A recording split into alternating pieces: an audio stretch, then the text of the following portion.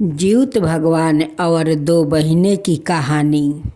एक गांव में दो बहनें थी, एक अमीर और एक गरीब। बड़ी बहन के नाम सुखिया था और छोटी बहन का नाम दुखिया। और दोनों बहनें का दो दो संतान था। छोटी बहन तो बहुत गरीब थी। वो आदमी का घर में काम करती है और अपना दो बच्चों को वो पोषण पालन करती है। दुखिया का पति का कभी काम मिलता है तो कभी काम नहीं मिलता है। दुखिया अपना संसार में जैसे तैसे वो गुजारा कर रही थी। जिस दिन दुखिया का पति वो काम करके कुछ पैसा लाता था, उस दिन उनकी बच्चों बहुत खुश होते थे। उस दिन अच्छे उनकी भोजन मिलता था। सभी माता पिता तो यही चाहते हैं कि मैं अपना बच्चों को अच्छा कपड़ा पहनाऊं, अच्छा भोजन खिलाऊं। लेकिन गरीब माता पिता क्या करे, वो लोग तो मजबूर था। गरीबी के कारण वो लोग मजबूर था। अपना बच्चों को नहीं अच्छा खिला सकते और नहीं अच्छा कपड़ा दे सकते थे। देखते देखते ज्यूत भगवान का व्रत आ गया। दोनों बच्चों बहुत खुश थे। ज्यूतिया व्रत के दिन माँ तो अच्छे अच्छे पकवान बनाएगी, यही सोचकर दोनों बच्चे बहुत खुश थे। लेकिन संजोग का बात तो ऐसा था कि 2 दिन पहले से उनकी पिता को कोई काम नहीं मिला।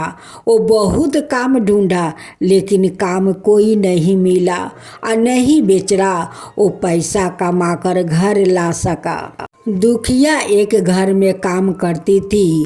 उस घर में जाकर कहती है कि मालकिन आज कुछ दीजिए, कल तो ज्यूत भगवान का व्रत है, आज कुछ दीजिए कि मैं रात को बनाऊं, अपना दोनों बच्चों को भोजन करवाऊं और ज्यूत भगवान को सुबह कुछ दूं। वो घर वाली औरत तो बहुत कंजूस थी।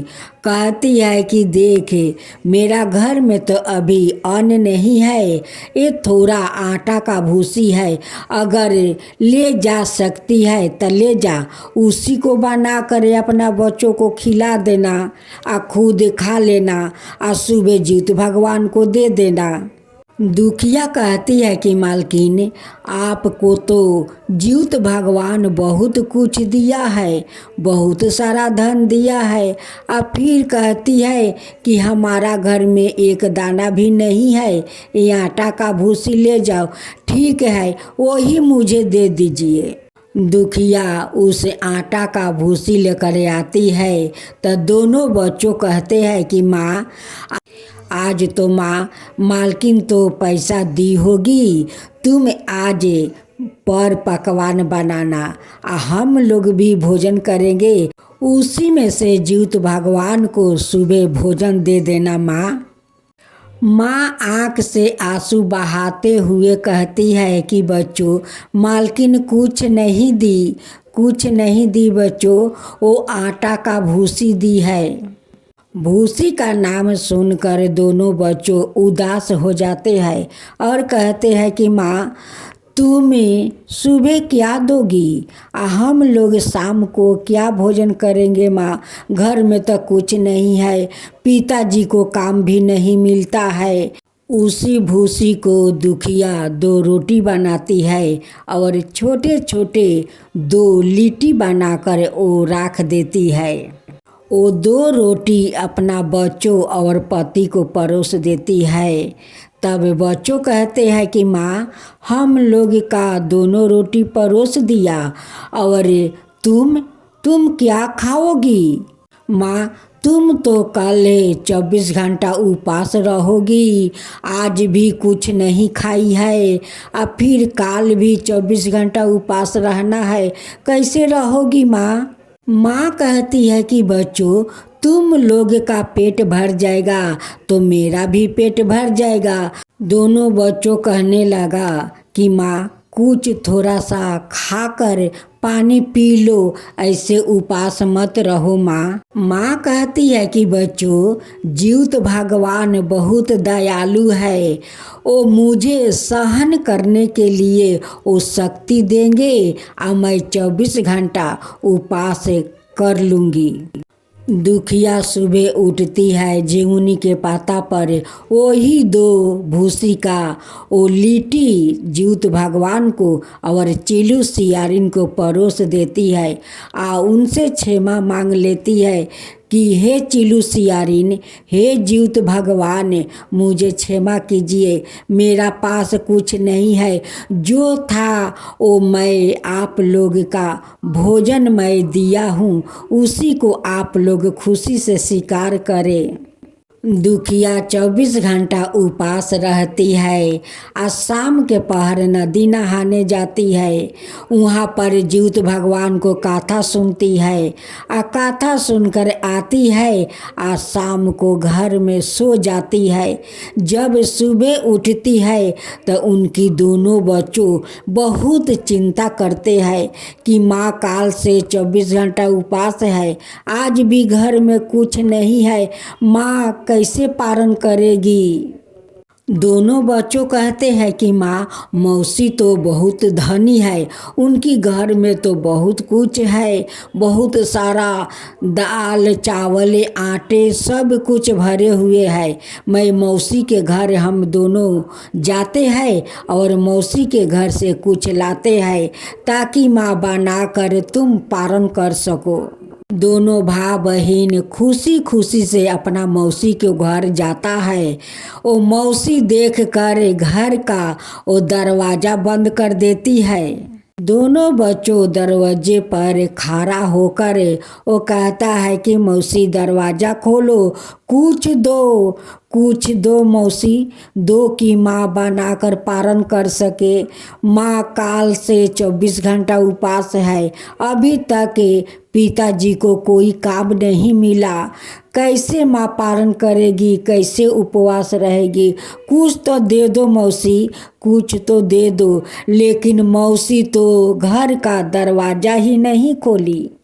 दोनों बच्चों निराश होकर अपना घर लौट आते हैं। माँ देख कर कहती है कि बच्चों क्या हुआ, मौसी कुछ दी। दोनों बच्चों उदास होकर बैठ जाते हैं और कहते हैं कि नहीं माँ, मौसी कुछ नहीं दी, वो तो हम लोग का देख कर वो घर का दरवाज़ा बंद कर दिया। माँ, दरवाज़ा बंद कर दिया। हम लोग कितने मौसी को बुलाए कि मौसी खोलो दरवाज़ा, खोलो दरवाज़ा, कुछ दे दो मौसी, कुछ दे दो। मेरी माँ 24 घंटा काल उपास थी, अभी तक उपास है, घर में एक दाना नहीं है मौसी कि माँ बनाकर पारण कर सके, कुछ दे दो मौसी। लेकिन मौसी तो अपना घर का दरवाज़ा नहीं खोली माँ, नहीं खोली। अब कैसे पारण करोगी माँ, कैसे पारण करोगी। माँ कहती है कि बच्चों चिंता मत करो, जीवित भगवान है ना। उनकी बेटा कहते हैं कि माँ, अगर जीवित भगवान होते तो हम लोग इतना तकलीफ क्यों करते हैं माँ, क्यों करते हैं। बच्चों को बात जीवित भगवान तक पहुँच जाता है। उसी समय जीवित भगवान एक बूढ़ा का रूप धारण करते हैं और उनकी दरवाज़ा के सामने आते हैं और कहते हैं कि बेटी तू क्यों बैठी है, क्यों बैठी है, देख मुझे बहुत जोर का भूख लगा है और मेरा इस पोटली में दाल चावल सब्जी सब कुछ है, लेकिन कोई बनाने वाला नहीं है, मुझे बहुत जोर का भूख लगा है, बेटी तू बना देगी। दुखिया कहती है कि बाबा क्यों नहीं, दीजिए मैं बना देती हूँ। दुखिया उस बैग को लेकर घर के अंदर जाती है और उस बैग में देखती है कि दाल चावल से लेकर वो सोने का मोहर और हीरा मोती से वो बैग भरा है। बाहर में आकर देखती है बाबा को तो बाबा तो नहीं है, बाबा तो अंतर ध्यान हो गए थे। वो तो कोई बाबा नहीं थे, वो तो साक्षात जीवित भगवान थे। माँ अपने बच्चों से कहती है कि देखो बच्चों, भगवान का घर देर होता है लेकिन अंधेर नहीं होता है। भगवान सभी को दुख तकलीफ देखते हैं और उनकी मदद भी करते हैं। देखो आज बच्चों, देखो जो बाबा आए थे वो कोई बाबा नहीं थे, वो साक्षात जीवित भगवान थे। देखो उस बैग में कितना सारा दाल चावल से लेकर सोने के मोहर है, हीरा मोती है। पारन के दिन दुखिया वो भोजन बनाती है और अपना बच्चों पति को परोसती है और वो खुद गरम गरम भोजन से वो पारण करती है। अब दुखिया का दुख दूर हो गया, उनकी भागे जीवित भगवान बदल दिया। अब मोहर बेचकर बहुत सुंदर वो अपना मकान बनाती है और बच्चों को अच्छे अच्छे पोशाक पहनाती है, भोजन बनाकर अपना बच्चों को भोजन कराती है। पारन का 4 दिन बाद सुखिया कहती है कि चल कर दुखिया को देखती हूँ कि दुखिया क्या करती है, कैसी है। जब सुखिया आती है तो आकर उनकी महल देखकर वो बहुत आश्चर्य में पड़ जाती है। कहती है कि इतना धन इसका पास कहाँ से आया, इतना अच्छा महल कैसे बना ली। दोनों बच्चों कहते हैं कि मौसी क्या सोच रही हो, क्या देख रही हो, ये हमारा ही महल है, हम लोग बनाया है महल। देखो मेरी माँ एक दिन तुम्हारा घर गई थी, जीवित भगवान को वो व्रत करेगी तो तुमसे कुछ मांगने गई थी कि हम लोग का भोजन बना करे देगी और जीवित भगवान को। लेकिन मौसी तुम तो माँ को भूसी धरा दिया, वही भूसी को रोटी हम लोग खाए थे और जीवित भगवान को माँ दी थी। फिर पारन के दिन हम दोनों भाई बहन तुम्हारा दरवाज़ा पर गए थे, तुम देख कर अपना घर का दरवाज़ा बंद कर दिया। हम लोग कितना बोलाए लेकिन मौसी तुम तो अपना घर का दरवाज़ा नहीं खोली मौसी, नहीं खोली।